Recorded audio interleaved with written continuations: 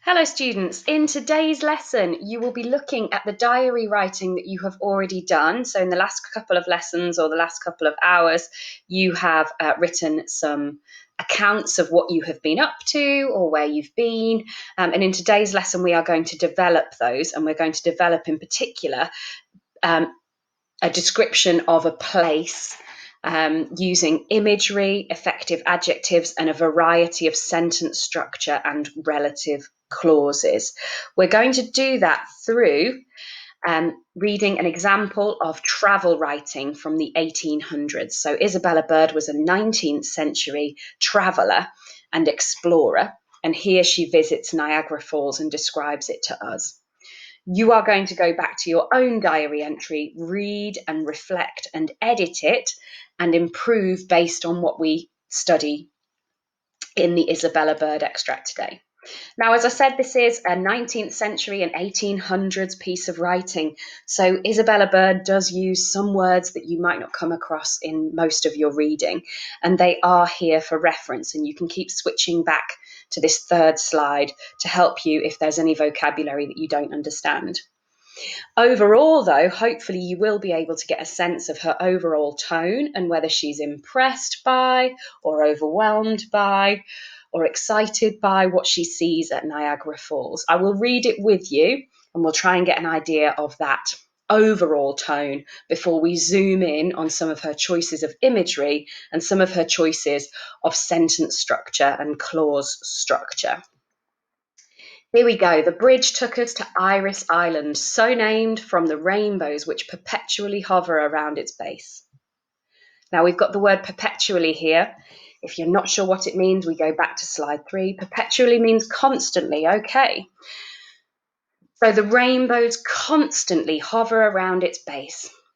Everything of terrestrial beauty may be found in Iris Island.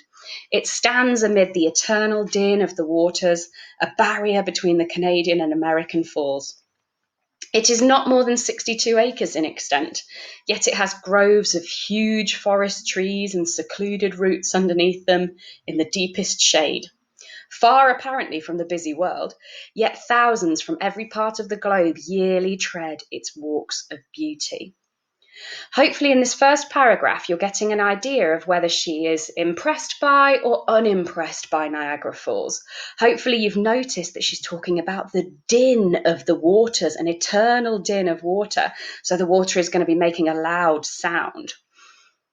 And we've got the huge forest trees. So this is also going to be physically impressive.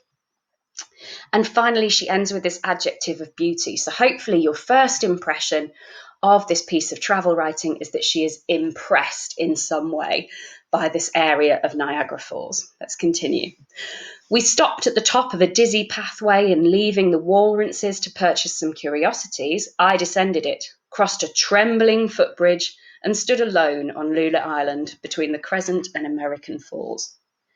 This beauteous and perfectly sheltered little spot, which is said to tremble and looks as if any wave might sweep it away, has a view of matchless magnificence. From it can be seen the whole expanse of the American rapids, rolling and struggling down, chafing the sunny islets, as if jealous of their beauty. The Canadian Fall was on my left. Away in front stretched the Scarlet Woods. The incongruities of the place were out of sight, and at my feet the broad sheet of the American Fall tumbled down in terrible majesty. The violence of the rapids cannot be imagined by one who has not seen their resistless force. The turbulent waters are flung upwards as if infuriated against the sky.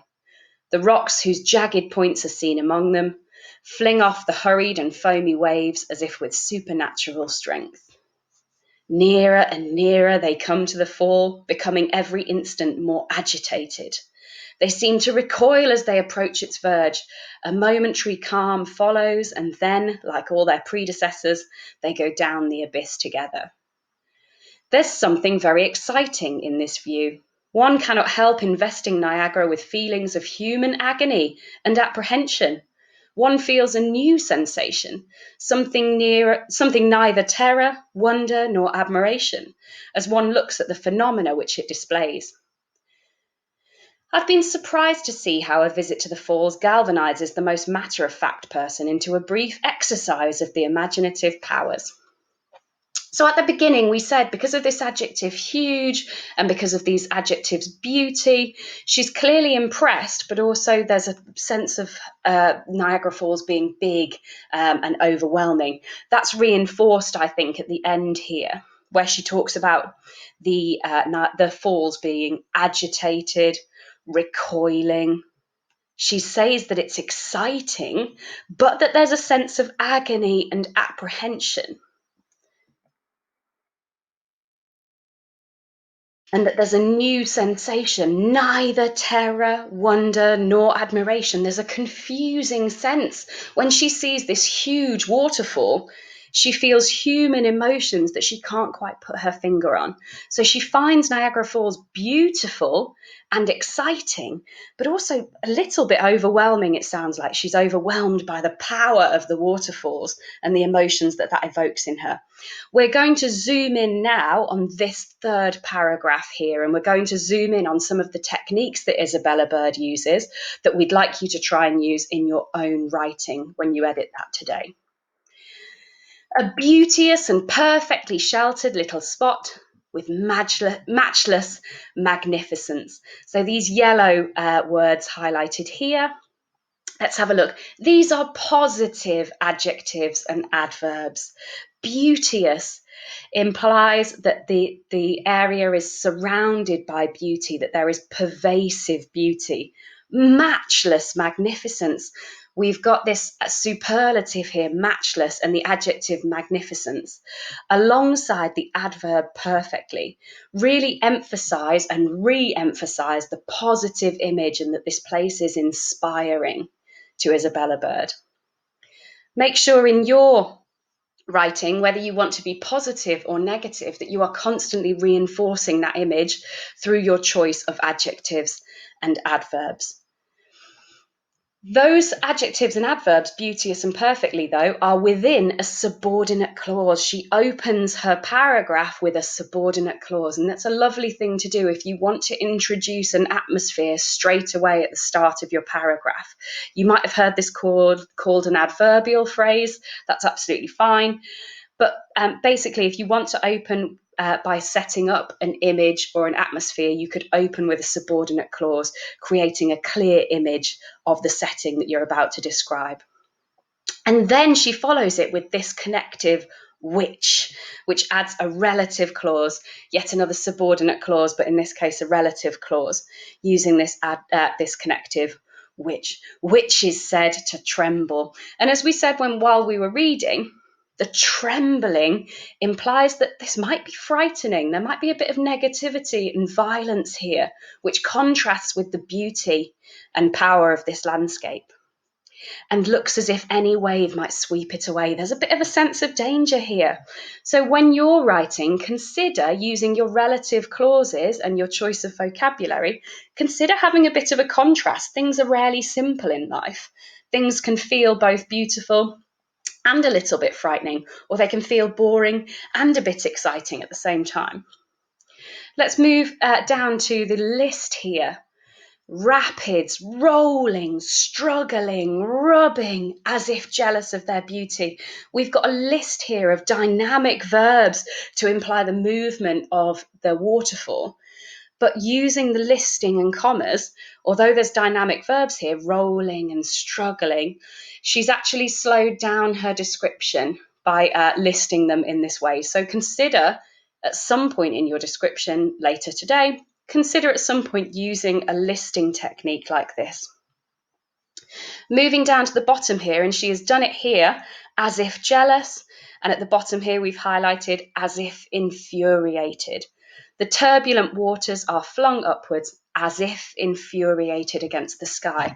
Using this phrase as if is a lovely way to add a subordinate clause at the end of a description to re-emphasize and to add extra information that adds strength to your description. In this case, she's emphasizing and reinforcing the enormous strength of the waves as if they are infuriated. Yes, When you use the phrase as if, it becomes a bit of a simile. And she's got here that the rapids are jealous and that the waves are infuriated. So she's managed to add, using this as if, she's managed to also add some personification here, which you might want to consider doing in your description too.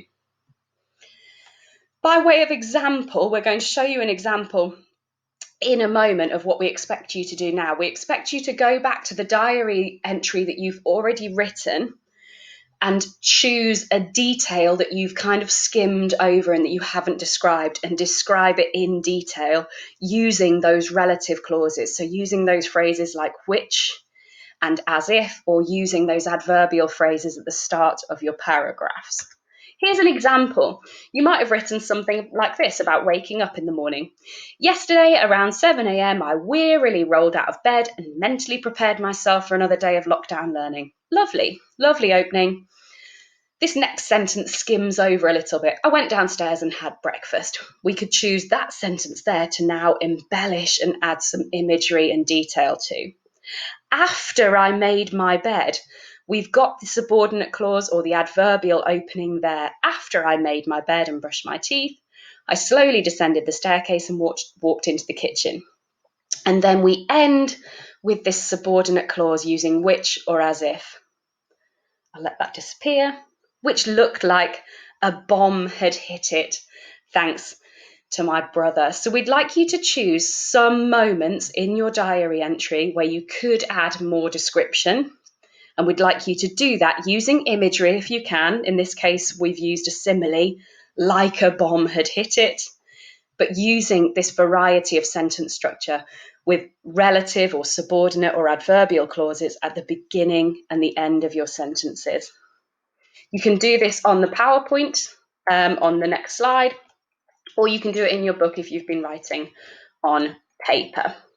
And there's some tips and helps here if you need them, and a checklist here. And please share your work with your teacher when you've done that. Have a lovely lesson.